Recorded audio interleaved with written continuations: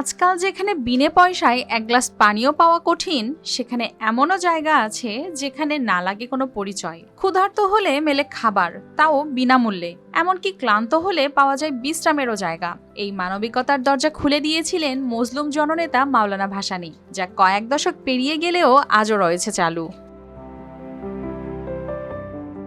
টাঙ্গাইল শহরের কাছেই সন্তোষে মাওলানা ভাসানীর বাসভবন ও মাজার সংলগ্ন এলাকায় রয়েছে একটি সরাইখানা, স্থানীয়দের কাছে যা পরিচিত ভাসানীর সরাইখানা নামে।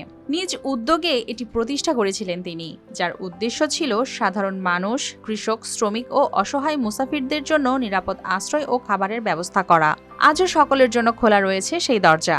মুসাফিরখানা এই জন্যই করেছেন, সারা বাংলাদেশ নয়, সারা বিশ্বে থেকে মানুষজন এখানে আসে। এখানে মাওলানা ভাসানী নিয়ম অনুযায়ী 2 সন্ধ্যা তাদেরকে খাবারের ব্যবস্থা করা হয় সাধারণ মানুষের জন্য। দূর দূরান্ত থেকে আসা মানুষ চাইলে এখানে এক রাত বিনামূল্যে থাকার পাশাপাশি খেতে পারেন 2 বেলা। সেখানে নেই কোনো ধনী গরিবের ভেদাভেদ, যেমনটা চেয়েছিলেন মজলুম জননেতা।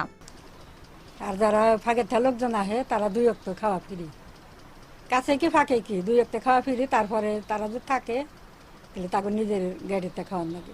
বর্তমানে সরাইখানাটির দেখভাল করেন সেখানকার মাজারের খাদেম ও সংলগ্ন মসজিদের ইমাম। জানা যায় প্রতিদিনই বিভিন্ন এলাকা থেকে মানুষ আসেন এখানে। অনেক অসহায় ও পথচারী নেন এই সরাইখানার সুবিধা। আমি হাফেজ মোহাম্মদ আলী, এই মাজারের ধর্মীয় অনুষ্ঠান পরিচালনা করি এবং মাদ্রাসায় নুরানি বিভাগে শিক্ষকতা করি, আর মুসাফিরখানায় এই বিভিন্ন অনুষ্ঠান সমন্বয় করি আর কি। সরাইখানাটি আজীবন চালু রাখার আশ্বাস দিয়েছে ভাসানী ফাউন্ডেশন। প্রতিষ্ঠানের নেতারা বলেছেন, মাওলানা ভাসানীর মানবিক আদর্শকে ধরে রাখতেই অব্যাহত থাকবে এ কার্যক্রম। এখানে কোনো অর্থ গ্রহণ করা হয় না। তো এখানে জানেন মাওলানা ভাসানী শুরু থেকে এখানে উনি প্রতি সাপ্তাহিক অনুষ্ঠান, মাসিক অনুষ্ঠান, উনি নিজেই 9টি অনুষ্ঠান পালন করতেন। খাজা ওরস, শাহ নাসিরউদ্দিন বুগদাদির ওরস, পীর শাহজামানের ওরস, এখানে বড় পীরের অসংখ্য অনুষ্ঠান উনি করেন। আবার পরবর্তীতে উনি চলে যাওয়ার পরে ওনার 17 নম্বর ওনার জন্মবার্ষিকী এগুলো পালন হয়। প্রতিদিন ভক্ত মুরিদানরা আসে। একটু পূর্বেই দেখেছেন যে রান্না চলতেছে।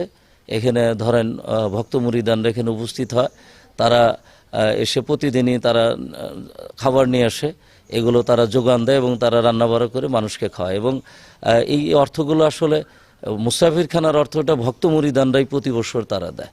আর সবচেয়ে বড় সমস্যা, আমরা এই মুসাফিরখানা পূর্বে থেকেই 2 জন খাদেম নিয়োজিত থাকে। এখানে তারা মানুষকে দেখভাল করে এবং আরও কিছু আমাদের ভক্ত মুরিদানরা আশেপাশে তারা দায়িত্ব পালন করে এবং মানুষজন আসলে তাদের সেবা প্রদান করে। আমরা নিজেরাও পরিবারের পক্ষ থেকে, আমার বড় ভাই আবু হানিফ খান ভাসানী এবং আমি সহ সবাই মিলে, আমরা যেহেতু মজলুম জননেতা মাওলানা ভাসানীর দায়িত্বগুলো আমরা পালন করি। মাওলানা আব্দুল হামিদ খান ভাসানী কয়েক দশক আগে মানুষের জন্য ভালোবাসা ও মানবতার যে দৃষ্টান্ত স্থাপন করেছেন, তা আজও বেঁচে আছে সন্তোষের এই সরাইখানায়। News desk, RTV।